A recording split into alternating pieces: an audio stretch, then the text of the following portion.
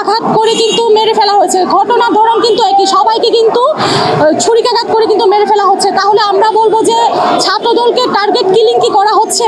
আমরা দেখেছি যতগুলো হত্যাকাণ্ড হচ্ছে প্রশাসন কোনো ভূমিকা রাখছে না, তারা শুধুমাত্র দায়সারা একটা ভাব দেখিয়ে তারা বিভিন্ন মানুষকে নিয়ে এসে শুধুমাত্র অ্যারেস্ট দেখাচ্ছে। আসলে সত্যিকার অর্থে যারা মূল ঘাতক তাদেরকে কিন্তু তারা ধরতে পারছে না। এটা আসলে প্রশাসনের ব্যর্থতা আমি বলবো।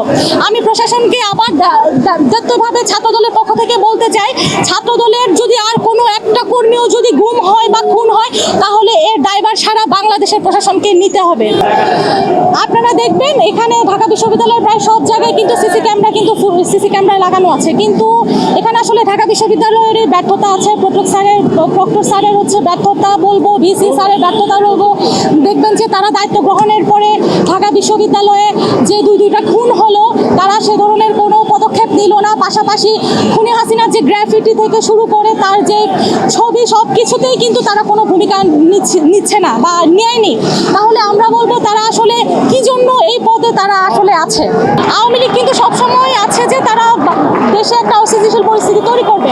আসলে বর্তমান সময়ে সুস্থভাবে দেশকে পরিচালনার জন্য নির্বাচিত সরকারের খুব বেশি প্রয়োজন। পাঠাও চলো দেশি ভাইবে চলবে 14 থেকে 31 মে পর্যন্ত।